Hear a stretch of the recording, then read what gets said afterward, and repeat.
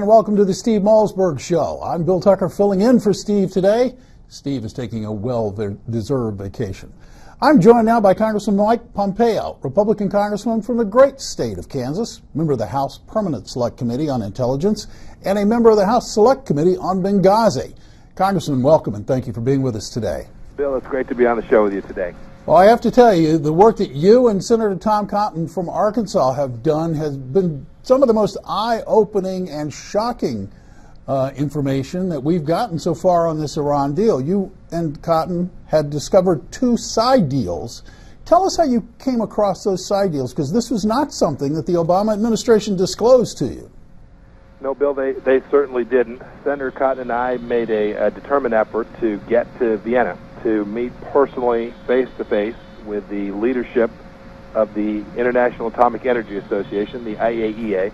We wanted to hear firsthand from them their plans with respect to how they were going to verify that the world's largest state sponsor of terror was going to follow through on its commitments.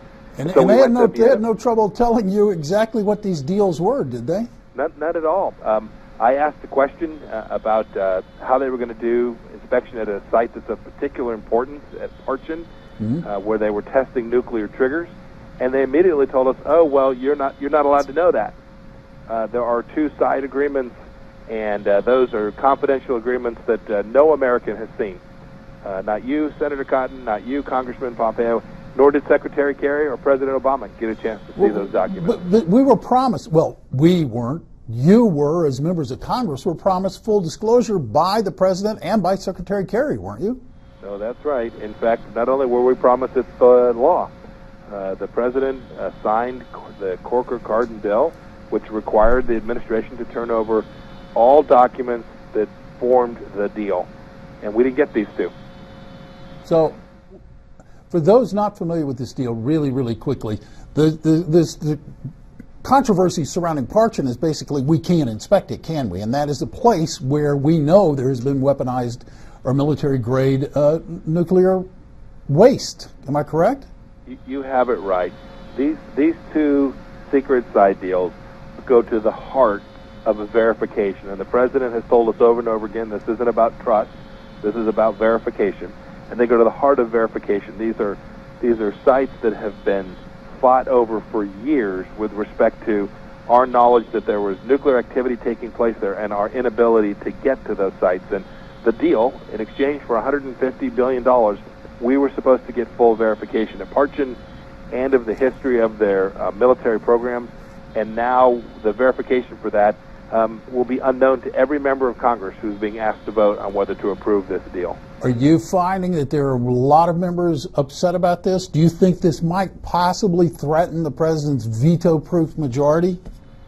I don't see how a member of Congress could, in good conscience, return to their district and promise the folks that they represent that this arrangement will be able to verify Iranian cheating at these important military sites. It's incomprehensible to me how a member of Congress could, in good faith, say, I understand the terms of this deal. I voted to approve it because I'm convinced that we now have a verification regime that will keep the Iranians from developing a nuclear program. These are enormous holes, and I think the administration lost sight along the way that their negotiating partner wasn't the Canadians.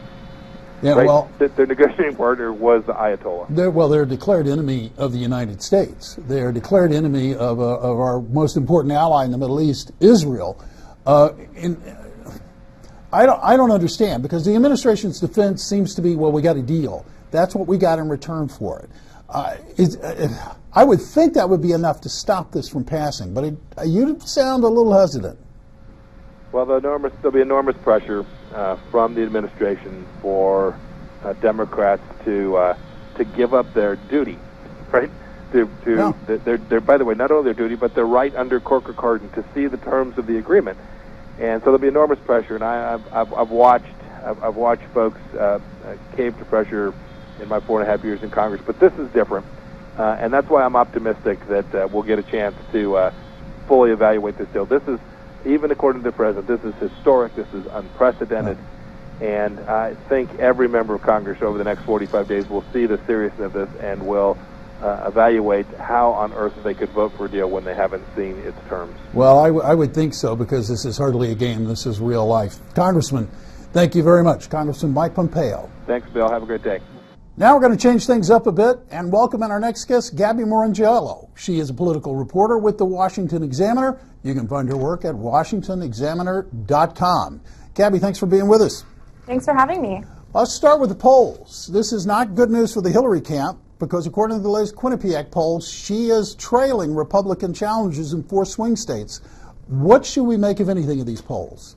Well, Hillary Clinton has consistently refused to speak with the press. She is now under a criminal investigation for the emails that she sent while serving as Secretary of State, and we're seeing this take a toll on her in the polls. She is now behind Jeb Bush, Scott Walker, and Marco Rubio in Iowa, Virginia, and Colorado, and we can continue to see her decline in the polls as we move forward if she doesn't become a more transparent candidate. And if this criminal investigation turns up some more interesting things about her time as Secretary of State. Well, let's talk about that for 1 second. The Wall Street Journal reporting today that she could be facing charges for 4 classified emails that she sent over personal email. Now, forgetting whether she did it or not, I'm intrigued by the fact, has there ever been a standing political candidate under investigation while they were the presumed nominee of their party? Not that I can think of. And what this will do is what we'll see from this is a boost in candidates like Bernie Sanders and Martin O'Malley, who are running against her and hoping to try and secure that nomination. If Hillary Clinton continues to be under a criminal investigation, that is obviously going to hurt her significantly, not just in the polls, but in her image among the public. And that'll give these other candidates an avenue to go ahead and move up in the polls and perhaps even take the nomination away from her. This next question, maybe she wants to attract a little attention on, but today she came out for a doubling of the short-term capital gains tax to a regular tax rate of 40%. So you take that 40%, then you take the 4% for the Obamacare tax on investments. We're talking about her being in favor of the government, taking 44% of the profit of your trade. That can't go over well with money on Wall Street.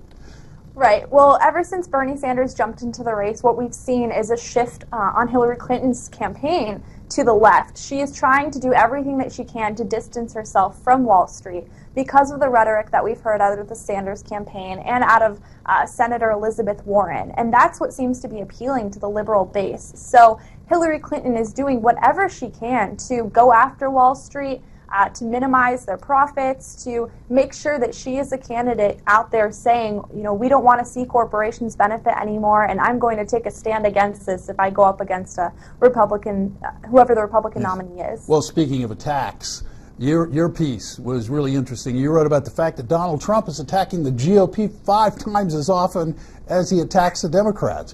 What is up with that? Right. Well, Donald Trump is in a pool of 16 candidates, and what he's doing is trying to set himself apart. We all know that the Republican field of candidates opposes the policies out of Clinton and out of the Sanders campaign and out of Martin O'Malley. And what we don't know is why Republicans are disagreeing with each other. And Donald Trump is trying to take himself and put him at the forefront of the Republican Party and say, look, I am the only honest candidate here running. And he's doing that, in his mind, by going after his fellow Republican candidates, attacking their policies, attacking their character. And it's not just candidates that he's going after. He's going after Republican strategists. He's called Karl Rove a jerk on Twitter. He has gone after a number of Republican pundits like Charles Krauthammer. So it's happening among all different conservatives, not just the Republican candidates. Well, you know what, Gabby? It's working. I mean, he's well ahead in the Republican polls. By last I looked, he was up 24%. Thank you so much, Gabby Morrongiello of the Washington Examiner. Thanks, Gabby, for being with us. Thanks Up again. next is the Director of the Policy Studies at the Center for Immigration Studies. Jessica Vaughn will join us, and she'll be joined by Rick Unger to discuss Donald Trump, immigration, and sanctuary cities. Stick around. We'll be right back after this.